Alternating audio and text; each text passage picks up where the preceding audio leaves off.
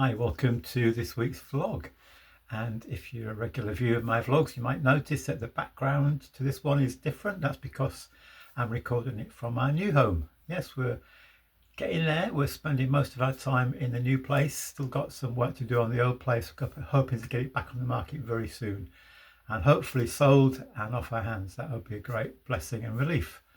But we're in the new place. There's still a few things to sort out, some tidying up to do, putting away in cupboards, this, that and the other, but we're getting there slowly but surely.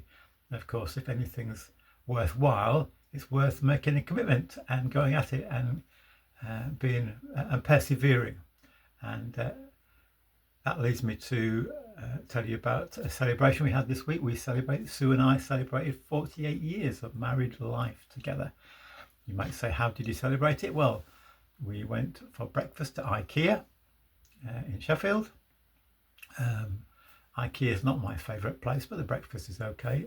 Once you get into the IKEA, you follow their arrows. It's a bit difficult to find your way out, but eventually we found our way out, and we went for an afternoon tea at a nice hotel in Rotherham. So we had a lovely day. 48 years, hard to believe. I don't even feel 48 in my mind, even though my body tells me I'm a lot older than that. But that's a strange thing about age, isn't it? Sometimes you don't feel your age. Sometimes when you're young, you wish you're older. Sometimes when you're older, you wish you were younger. I'm quite happy with how I am. Wish my body worked a little bit better sometimes. But anyway, there we go. 48 years. How do you remain married and committed to one person for 48 years? I've been thinking about that really. How have Sue and I survived or thrived 48 years on? I was speaking to somebody on the phone early this week, and he was saying that he and his wife were having real struggle in terms of their communication. I think it's often said that communication is a really big item on any relationship, particularly a marriage, that get our communication with one another right.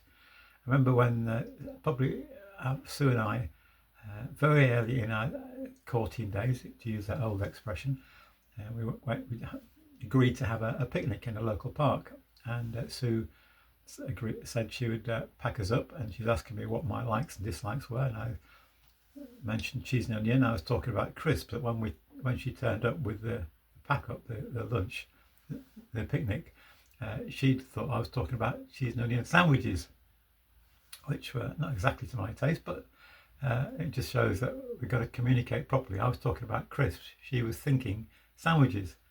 And I've got to confess that through the 48 years, we've often, or fairly regularly, one of us has said one thing and the other has heard another thing. So getting our communication right is really, really important. Listening to what the other person is saying, really listening, not just half-hearted listening. And I've thought about a few other things that go towards making a successful, long-lasting marriage, or they could apply to any relationship. They all begin with C, to make it easy to remember. The second one is commitment. When we stand in church and make our marriage vows, we commit ourselves to our partner, our husband or wife, for better, for worse, for richer, for poorer, in sickness and in health. So we've got to remain committed to one another. Sometimes we don't feel like it. Sometimes when we fall out, we miscommunicate, we struggle in our relationship. We've got to remain committed to that person. It's a bit like a football supporter, I suppose.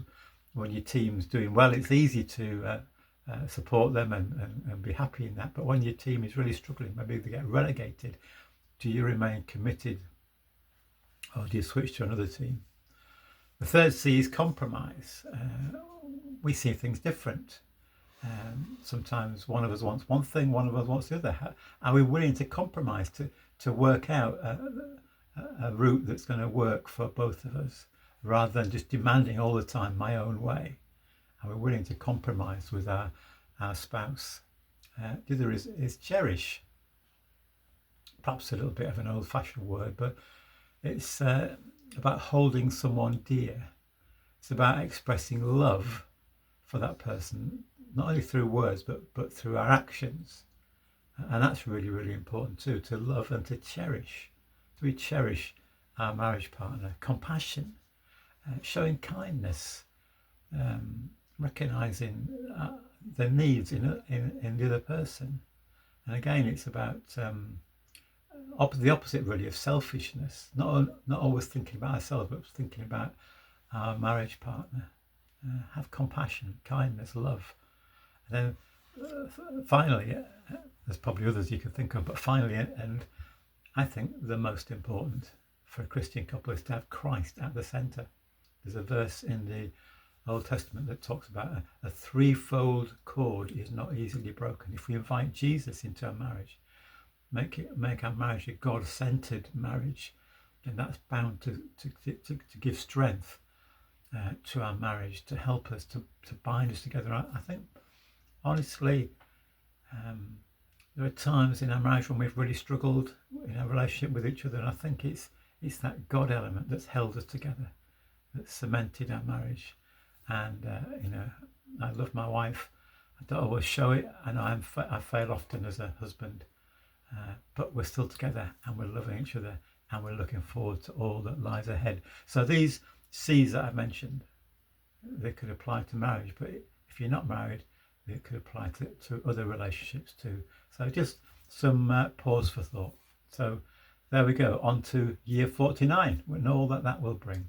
Thanks so much for listening today. God bless you.